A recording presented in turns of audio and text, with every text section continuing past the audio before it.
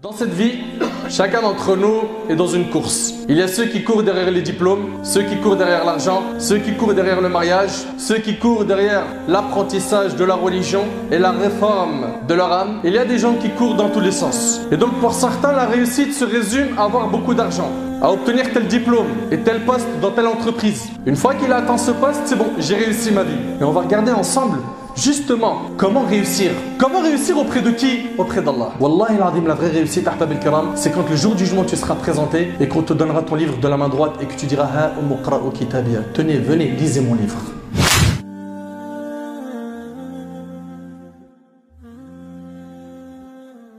Alhamdulillahi rabbil alamin, wal aqibatu lil muttaqin wal udwana illa 'ala adh-dhalimin. وأشهد أن لا إله إلا الله وحده لا شريك له ولي الصالحين وأشهد أن محمدا عبده ورسوله وصفيه من خلقه وخليله سيد الأولين والآخرين اللهم صل عليه وعلى آله وصحبه ومن اتبعهم بإحسان إلى يوم الدين أما بعد. Mes chers frères et sœurs, dans cette vie, chacun d'entre nous est dans une course. Il y a ceux qui courent derrière les diplômes, ceux qui courent derrière l'argent, ceux qui courent derrière le mariage, ceux qui courent derrière l'apprentissage de la religion et la réforme de leur âme. Il y a des gens qui courent dans tous les sens.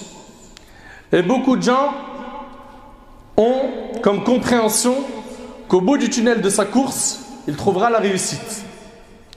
Et donc pour certains, la réussite se résume à avoir beaucoup d'argent, à obtenir tel diplôme et tel poste dans telle entreprise. Une fois qu'il a atteint ce poste, c'est bon, j'ai réussi ma vie. Un autre pense que la réussite, c'est de fonder une famille, d'avoir beaucoup d'enfants, de laisser derrière lui une descendance, des héritiers. Chacun d'entre nous a sa compréhension du mot la réussite. Et ce qu'il faut comprendre ici, c'est deux choses. Premièrement, n'importe quelle réussite sur terre provient d'Allah. Ça, c'est la première des choses. Quand tu obtiens un bien, que tu réussis quelque chose dans ta vie, n'oublie jamais de dire que c'est grâce à Allah subhanahu wa ta'ala. De garder cela en tête. Allah tabaraka wa ta'ala a dit « Et ma réussite ne dépend que d'Allah. En lui je place ma confiance et c'est vers lui que je reviens repentant. » Donc premièrement, garde en tête que ta réussite, elle vient d'Allah. Deuxièmement, maintenant, il va falloir que tu comprennes quelle est la vraie réussite. Parce que certes, avoir un grand diplôme, c'est bien, mashallah. Et on ne dit pas que c'est n'importe quoi qu'il faut esquiver ça. Absolument pas. On encourage la jeunesse musulmane à percer dans les études. Malheureusement, aujourd'hui, on a des étudiants qui veulent arrêter les études très tôt. Pourquoi? Tant que tu peux étudier et tant que tu peux obtenir beaucoup de diplômes, allez, vas-y, va de l'avant. Par contre, penser que la réussite de ma vie, c'est ce diplôme, cet emploi, l'argent que je possède, mon rang social, ça c'est une très mauvaise compréhension dans notre religion. Pourquoi? Car nous on sait que la plus grande réussite qui existe, vous savez c'est quoi? C'est d'obtenir le paradis. Allah tabaraka wa ta'ala il dit Ashabul jannah humul faizun. Les gens du paradis sont eux les gagnants, c'est eux qui ont réussi. Et bien sûr, pour pouvoir réussir le jour du jugement, il va falloir que tu réussisses sur terre. Comment? En étant un véritable serviteur d'Allah subhanahu wa ta'ala. Et on va regarder ensemble justement comment réussir. Comment réussir auprès de qui? Auprès d'Allah. Et ne comprenez pas de mes propos que je suis en train de dire que quelqu'un qui a réussi ses études, où il a décroché un bon emploi, qu'il a raté sa vie. Absolument pas. Mais ce que vous ne comprenez pas, c'est que ça c'est une petite réussite. Il faut viser la grande. Il faut viser la grande. C'est-à-dire, réussir sur terre, mais garde en tête qu'il y a un examen qu'il ne faut pas rater le jour du jugement. Et celui-là, c'est le plus important des examens. Donc certains pensent que par la notoriété qu'il a eue, par la place qu'il occupe aujourd'hui dans la société, par le magnifique emploi qu'il a, par le grand salaire qu'il a, ils pensent que ça, alors que lui, il a abandonné son dîn, il a mis de côté sa religion, il pense que ça, c'est un cadeau d'Allah. Allah tabaraka wa ta'ala nous dit dans le Coran, dans Surat al-Mu'minun, pense-t-il que ce que nous leur accordons en bien et en enfant soit une avance que nous nous empressons de leur faire sur les biens de la vie future. Au contraire, ils n'en sont pas conscients. Ils n'en sont pas conscients. La vraie réussite, ahbab al-kiram, c'est d'être un vrai serviteur d'Allah subhanahu wa ta'ala, de concrétiser al-tawhid, d'adorer Allah l'unique sans rien lui associer, de suivre le modèle qu'Allah tabarak wa ta'ala a envoyé à l'humanité, Rasulullah sallallahu alayhi wa sallam. Ça, c'est la réussite. La vraie réussite, c'est d'être un adorateur d'Allah. La vraie réussite, c'est suivre le prophète alayhi salatu wa sallam. La vraie réussite, c'est d'être sincère dans notre relation avec Allah. C'est qu'on adore Allah subhanahu wa ta'ala absolument pas pour qu'on nous jette des fleurs, pour qu'on nous fasse des éloges, pour qu'on parle de nous en bien. Ça, c'est pas nos soucis. Nous, notre souci, c'est rida Allah. C'est ce qu'Allah subhanahu wa ta'ala, il est satisfait de moi, oui ou non. Peu importe ce que les gens ils vont penser de toi. Ils ne sont pas satisfaits de toi parce que tu es dans le dîn, tant pis pour eux. L'essentiel, c'est toi, tu dois sauver ton âme le jour du jugement. Ahbab al-kiram, la personne qui est réellement sincère, c'est une personne qui est loin de l'ostentation, de la fatuité, qui ne cherche pas à être célèbre aux yeux des gens, qui est humble, modeste, qui fait tout pourquoi? Pour satisfaire Allah tabarak wa ta'ala en purifiant son propre cœur. Mes chers frères, mes chères sœurs, quelqu'un qui a réellement réussi, c'est quelqu'un qui va faire beaucoup d'adorations. Des adorations avec son corps, avec son argent, en utilisant sa langue, en faisant du dhikr, etc. Allah tabarak wa ta'ala a dit, quiconque obéit à Allah et à son messager obtient certes une grande réussite. On a des gens aujourd'hui qui obéissent à tout le monde, mais ils n'obéissent pas à Allah et à son messager alayhi salatu wassalam. Et ils disent, je suis musulman, je suis musulmane. Mais Allah tabarak wa ta'ala, il ne t'a mis comme règle que ce qui est bon pour toi. Nabi alayhi salatu wassalam, pareil. Comment peux-tu prétendre être réellement un bon musulman alors que tu t'es écarté du chemin d'Allah et du prophète alayhi salatu wassalam? Anas radiallahu anhu, il rapporte dans Sunan al-Tirmidhi que le prophète sallallahu alayhi wa sallam a dit, quand Allah veut du bien de son serviteur, il l'utilise. Il dit, et comment est-ce qu'il l'utilise? Il a dit alayhi salatu wassalam, il lui facilite de faire des bonnes actions avant de mourir. C'est-à-dire qu'il lui accorde une bonne fin. Et mes frères et sœurs, chacun d'entre nous doit se soucier de sa fin. Quelle sera notre fin? Tout en sachant que le prophète alayhi salatu wassalam a dit, les actes ne valent que par leur fin. À quoi ressemblera ma fin? Est-ce que ma fin sera magnifique? Je vais mourir en adoration? Ou dans la pire des situations, dans les péchés? Parmi les signes qu'Allah subhanahu wa ta'ala t'a accordé la réussite, il y a le fait que tu es attaché à la prière. La prière, il n'y a pas de concession. Je fais mes calculs en tant que musulman en fonction de la prière. Je vais sortir, je vais bosser, ma salat, elle est dans mon esprit. Je fais très attention à cette salat. Il faut que je la préserve. J'ai des rendez-vous avec mon Seigneur 5 fois par jour. Et ne soyez pas négligents. Et vous savez, celui qui veut vraiment, il cherche des solutions. Mais celui qui n'a pas la volonté de faire le bien, il trouve des excuses. Vous faites partie de quelle catégorie? De ceux qui cherchent des solutions ou de ceux qui se trouvent des excuses? Parmi les signes qui montrent que tu as réussi, il y a le fait d'aimer la prière, de s'attacher à la prière et de chercher l'endurance et le secours d'Allah dans la salat. Allah tabarak wa ta'ala dit, et chercher secours dans l'endurance et la salat. Parmi les signes également qui montrent que tu es sur la voie de la réussite, il y a le fait qu'Allah tabarak wa ta'ala t'accorde une science utile. Une science utile, c'est quoi? C'est une science qui va faire découler des actes, des a'mal. C'est pas j'apprends et je suis capable de réciter des hadiths, des versets, des avis de savants et je suis capable de tenir tête dans des débats religieux. Non! La science utile, c'est celle qui va te changer. Tu ne seras pas le même. Tu vas faire des bonnes actions. Et le prophète alayhi salatu wassalam a dit, quiconque Allah lui veut du bien, il lui accorde la compréhension de la religion. Et Allah tabarak wa ta'ala dit, sont-ils égaux, ceux qui savent et ceux qui ne savent pas? Seuls les doués d'intelligence se rappellent. Parmi les signes qui montrent que tu as réussi, il y a le fait qu'Allah tabarak wa ta'ala t'a utilisé pour un da'wa, pour appeler Allah subhanahu wa ta'ala. Et chacun est un da'i à son échelle. Chacun d'entre nous prêche à son échelle. Le docteur dans son cabinet, l'architecte dans son travail, l'ingénieur dans son entreprise, avec le bon comportement, en montrant que l'islam c'est une religion qui est magnifique, en appelant les gens au bien. Chacun d'entre nous a ce rôle. Vous pensez que la da'wah c'est uniquement les prophètes? Aujourd'hui nous avons cette responsabilité tous et toutes de transmettre. Et le prophète il a dit Ballighu anni walaw aya. Transmettez de ma part ne serait-ce qu'un verset.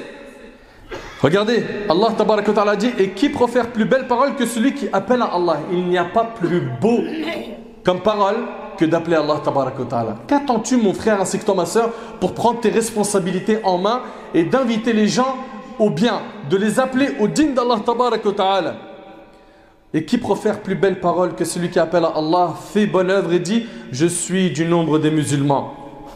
Mes chers frères et sœurs, parmi les signes de la réussite il y a le fait qu'Allah tabaraka wa ta'ala te facilite de revenir tout le temps vers lui repentant, de multiplier tawbah, de toujours te remettre en question, de regretter ton passé, de regretter les péchés commis, de toujours chercher à te réformer, d'arrêter les péchés, de changer, de faire les causes pour cela.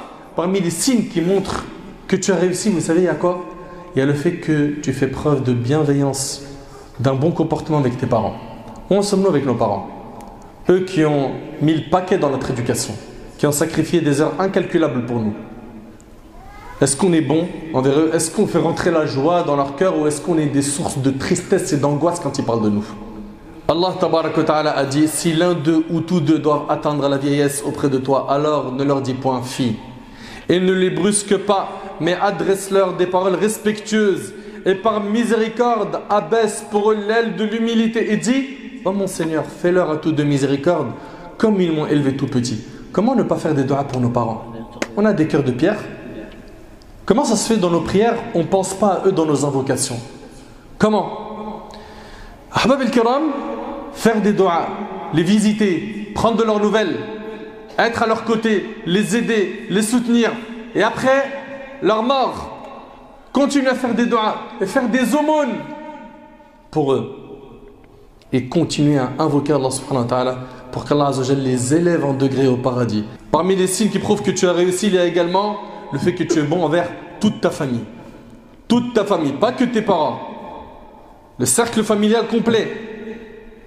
Le prophète alayhi salatu wassalam, quand on lui a posé la question, lui a dit ô messager d'Allah, écoutez attentivement, c'est un homme qui lui pose la question sur une action qui fait rentrer au paradis et qui éloigne de l'enfer. Il a dit alayhi salatu wassalam, tu adores Allah, tu ne lui associes rien, tu accomplis la prière, tu t'acquittes de la zakat et tu maintiens les liens de parenté rapportés par Bukhari et Muslim.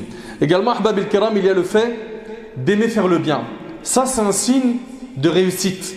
Que tu aimes faire le bien. Tu es comme la pluie. Là où tu passes, tu es bénéfique. Tu es utile. Le prophète sallallahu alayhi wa sallam a dit les gens les plus aimés d'Allah sont ceux qui sont le plus utiles aux autres. Sois utile, Yahri. Sois utile. Aide un tel à rédiger un courrier. Il a du mal avec la langue française. Aide un tel à porter des charges lourdes. Laisse ta place à quelqu'un dans les transports en commun parce que c'est une personne âgée ou une personne enceinte. Aide les gens. Aide les gens par plusieurs moyens.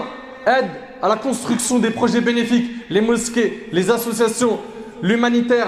Mais laisse une empreinte positive avant de mourir. Fais quelque chose d'utile dans ta vie. Ahbab al-Kiram, parmi les signes également qui montrent que tu as réussi, il y a le fait que tu es attaché aux adhkar, les évocations du matin et du soir. L'évocation de manière générale à dhikr. Subhanallah, Cheikh l'Islam ibn Taymiyyah rahimallah, le matin du Fajr, au lever du soleil, il restait à évoquer Allah et il disait voilà, ça c'est mon repas. Si je ne le prends pas, j'ai pas de force. À faire du dhikr. On en est où nous par rapport au dhikr? On parle de quoi? H24, dunya, toute la journée on parle de ce bas monde. Vous en avez pas marre? Parlez d'Allah, évoquez Allah. Également parmi les signes qui montrent que quelqu'un a réussi, il y a le fait qu'il a un attachement au livre d'Allah. Félicitations à celui et celles qui ont une relation étroite avec le Coran, à ceux qui l'étudient, qui l'enseignent, à ceux qui le lisent, qui le méditent, à ceux qui cherchent à en tirer des leçons. Et on a des gens malheureusement, des semaines et des mois passent, ils n'ouvrent pas le Coran. Il a ouvert Twitter, il a ouvert Instagram, il a ouvert Facebook, 1000 fois par jour. On compte même plus le nombre de fois où il sort son téléphone pour regarder s'il a eu un message WhatsApp ou autre. Le livre d'Allah dans tout ça. On est tué avec le Coran. Ahbab al-Kiram, il y a également le fait de s'écarter de toute source d'argent illicite. Le fait de s'écarter de riba, l'usure, le fait de s'écarter de rachwa, les pots de vin, le fait de s'écarter de l'amwal al-muharrama, le fait de s'écarter de l'argent acquis de façon illicite. Parmi les signes qui montrent que tu as réussi, il y a le fait que tu as une bonne fréquentation. Que tu as une bonne fréquentation, le prophète alayhi salatu wassalam a dit: l'homme prend la religion de son ami intime. Tu fréquentes qui? Qui sont tes amis? Ils parlent de quoi? Ils pensent à quoi? Quels sont leurs projets? Comment ils passent leur temps? Il y a qui autour de toi? T'appelles qui en permanence? Tu vois qui tout le temps? Qui est-ce que tu aimes? Pourquoi tu l'aimes? Qu'est-ce qui vous lie? Pose-toi toutes ces questions.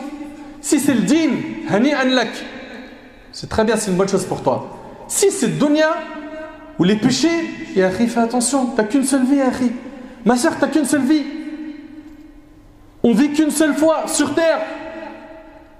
Et après, c'est pour l'éternité. L'éternité fait le Jannah.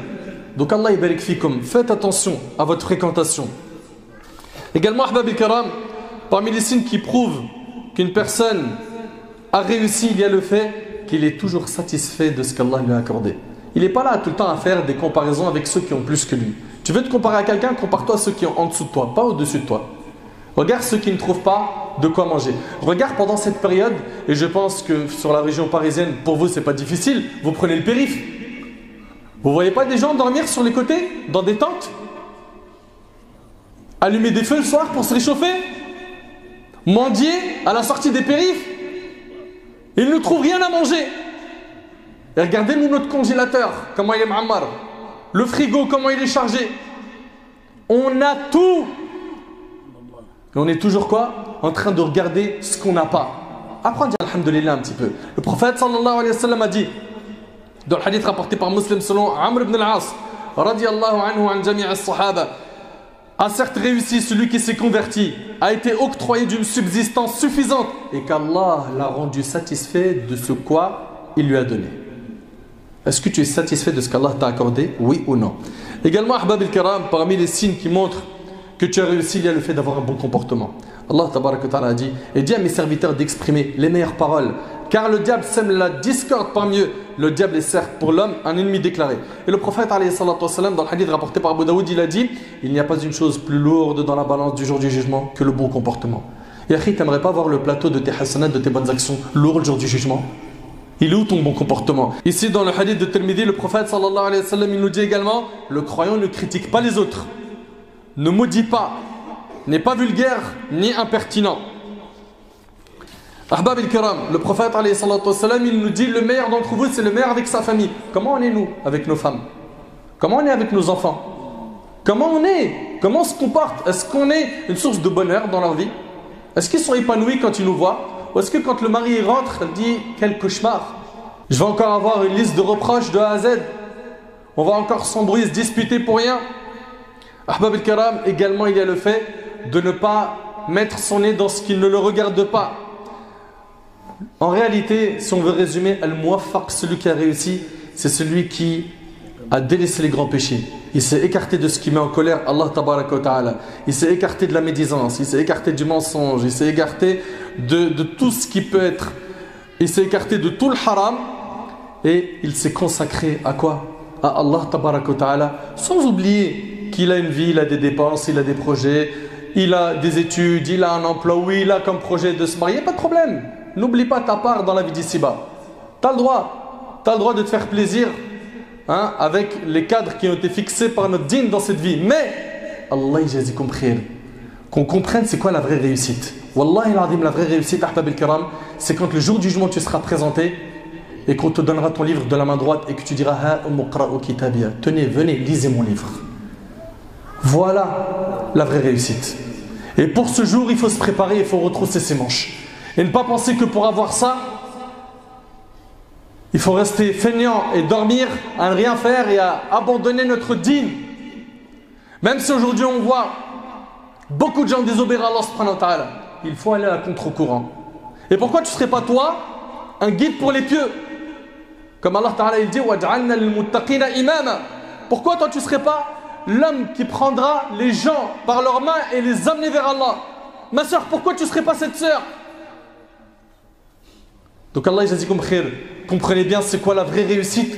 Réussir dans la vie d'ici-bas, comme on a dit, par l'obtention de grands diplômes, par un bon emploi, par un grand salaire. Bien sûr, fonce. Au contraire, c'est bien. Mais si tu as limité le succès, la réussite à ça, quel perdant que tu es. Quel perdant que tu es, mon frère, ainsi que toi, ma soeur. Qu'Allah tabaraka wa ta'ala nous accorde une bonne compréhension de notre religion. Qu'Allah subhanahu wa ta'ala il nous permette de réussir dans cette vie en étant des adorateurs sincères et dans l'autre en entrant au paradis. أسأل الله سبحانه وتعالى أن ينفعني بما قلت وأن ينفعكم بما سمعتم